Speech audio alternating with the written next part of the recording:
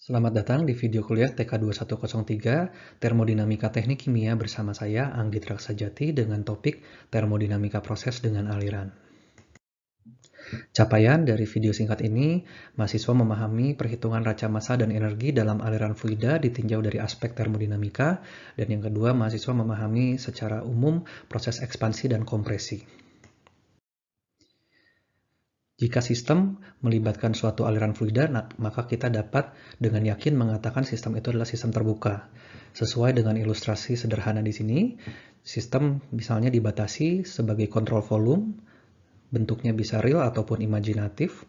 Di sini ada aliran masuk, misalnya datang dengan tekanan 1 atau P1, datang dengan volume 1, energi internal 1, dan entalpi 1. Misalnya dengan kecepatan U1, dan keluar dari sistem dengan kecepatan U2, dengan volume 2, dengan energi internal 2, dan entalpi 2, dan memiliki tekanan sebesar P2.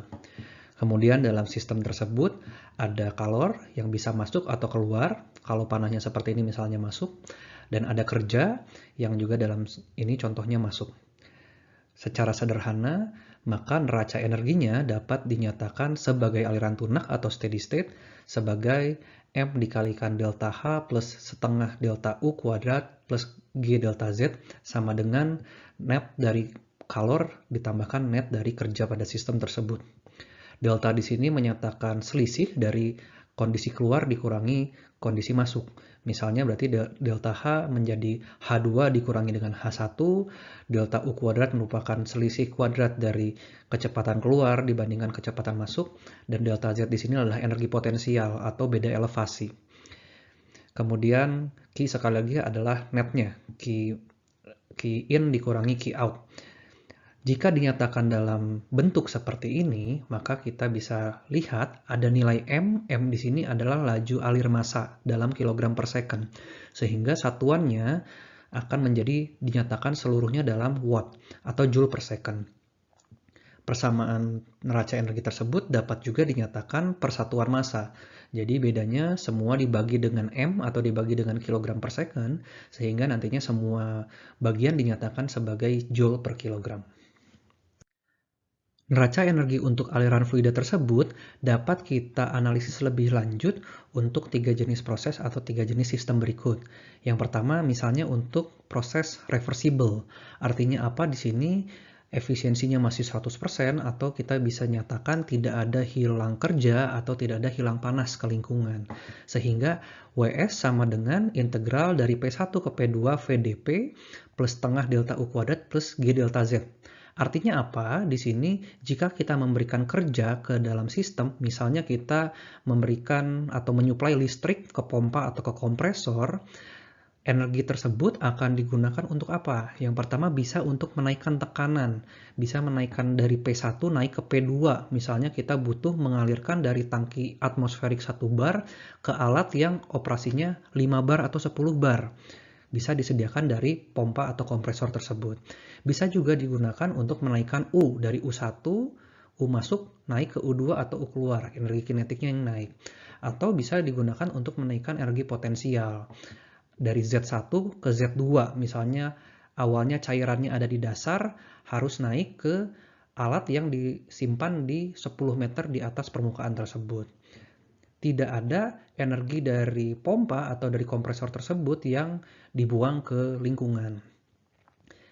Nah, perbedaannya untuk proses yang kedua atau proses irreversible, di sini sekarang kita memiliki gesekan antara elemen fluida dan gesekan antara fluida dengan permukaan pipa. Sehingga perbedaannya apa? Perbedaannya di sini, persamaannya kita perlu menambahkan plus F di ujung kanan. F di sini apa? Adalah gaya geseknya. Misalnya gaya gesek di pipa, gaya gesek di valve atau di kerangan, gaya gesek di fitting seperti elbow, T, dan lain-lain yang dibahas lebih lanjut di kuliah mekanika fluida. Misalnya gaya gesek ini dihitung menggunakan Moody chart gitu ya, atau misalnya fanning factor, itu dibahas di kuliah mekanika fluida.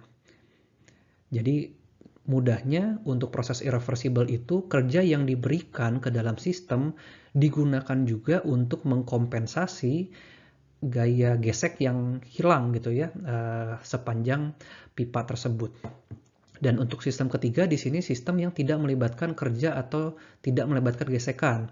Jadi perbedaannya apa dibanding sebelumnya? Karena tidak ada gesekan, maka kita tidak punya lagi unsur F besarnya di persamaan neraca energinya. Karena tidak ada kerja, tidak ada supply dalam bentuk kompresor atau dalam bentuk pompa, artinya tidak ada W masuk ke dalam sistem tersebut. Sehingga menjadi persamaan Bernoulli yang paling sederhana.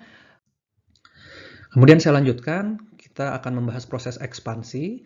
Proses ekspansi itu secara umum dijumpai ketika kita memiliki penurunan tekanan disertai pelepasan kerja. Ekspansi gas dapat terjadi misalnya di turbin atau di expander, walaupun juga akan ada contoh-contoh lainnya yang dibahas lebih lanjut.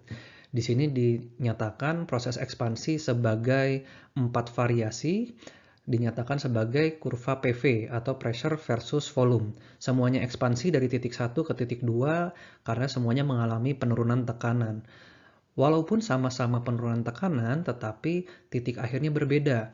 Temperatur akhirnya bisa berbeda, kandungan energinya bisa berbeda, dan tentunya kerja yang dihasilkannya pun bisa berbeda. Contohnya yang A di sini adalah ekspansi adiabatik reversible, contohnya isentropik gitu ya. Ini kasus misalnya untuk turbin ideal ada ekspansi isentropik. Isentropik artinya apa? Delta S1 sama dengan delta S2. Dan nanti akan diiringi dengan kerja yang dihasilkan. Kemudian yang B adalah adiabatik tak reversible. Jadi ini sudah untuk misalnya turbin yang nyata. Masih adiabatik tapi tidak reversible karena adanya misalnya hilang panas sehingga ada unsur efisiensi di sini. Efisiensinya tidak lagi 100%. Kerja yang dihasilkan jadi tidak sebesar kerja dibandingkan ekspansi adiabatik yang reversible. Dan yang terakhir ini ada C dan D, misalnya ini untuk isotermik reversible ataupun isotermik tidak reversible atau isotermal gitu ya, T1 sama dengan T2. Ini hanya ilustrasinya saja. Pada prakteknya alat-alat yang digunakan untuk ekspansi, tadi pertama ada turbo expander dan turbin menghasilkan kerja karena ekspansinya secara isentropi, S1 sama dengan S2. Sedangkan ada juga kasus-kasus lain di mana ekspansinya itu tidak menghasilkan kerja, yaitu yang berlangsung dalam valve atau throttle gitu ya, throttling.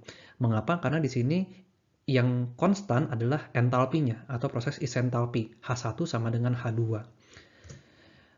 Perhitungan kerja yang dihasilkan untuk proses ekspansi ini secara sederhana dapat dihitung dengan rumus M dikalikan dengan delta H, di mana M-nya adalah laju alir masanya, delta H adalah H di aliran keluar ekspansi dikurangi dengan H atau entalpi di aliran masuk ekspansi tersebut.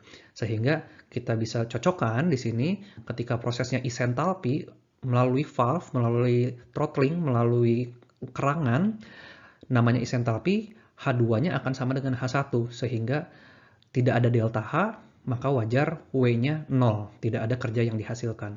Beda halnya dengan proses isentropi, S-nya yang konstan tapi pasti akan ada perubahan H sehingga akan ada kerja yang dihasilkan.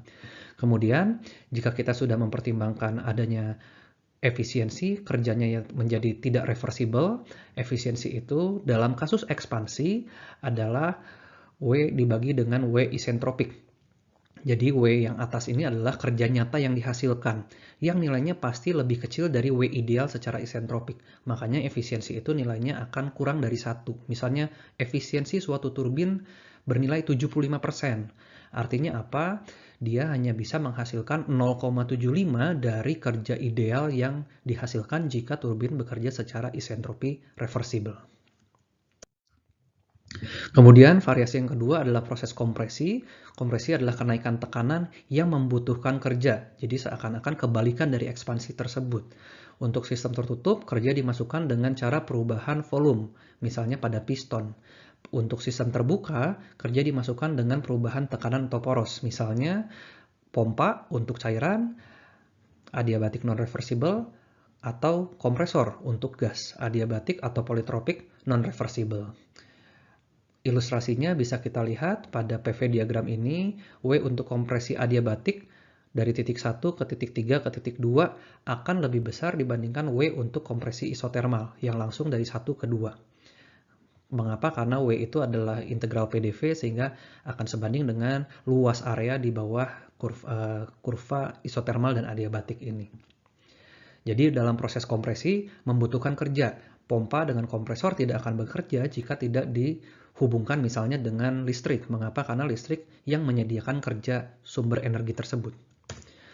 Untuk perhitungannya, efisiensinya sekarang hati-hati. Kebalikan dengan efisiensi untuk ekspansi. Kenapa? Karena sekarang kita butuh kerja. Sehingga efisiensi adalah kerja ideal jika prosesnya isentropi reversible dibandingkan dengan kerja nyata. Artinya jika pompa atau kompresor dinyatakan misalnya efisiensinya 75%. Artinya apa? Dari 100% energi yang masuk dari listrik tersebut, hanya 75% yang digunakan untuk meningkatkan kerja atau energi si fluida tersebut gitu ya. Jadi sekarang W ideal dibagikan dengan W nyata, itulah yang menjadi nilai efisiensinya. Untuk perhitungan W isentropi bisa dihitung menggunakan dua formula yang ada di kanan bawah ini. Yang pertama digunakan untuk cairan atau untuk pompa. Mengapa? Karena praktis W pompa itu akan menjadi integral dari VDP, perubahan dari pressure-nya. Sedangkan yang kedua adalah persamaan untuk menghitung kerja dari suatu kompresor secara adiabatis atau secara isentropik seperti sudah dijelaskan di pertemuan berikut sebelumnya, yang merupakan fungsi dari tekanan masuk, tekanan keluar, temperatur masuk, dan gamma atau dari CP per CV. Sekian video singkat ini, kita lanjutkan diskusinya di kelas. Terima kasih.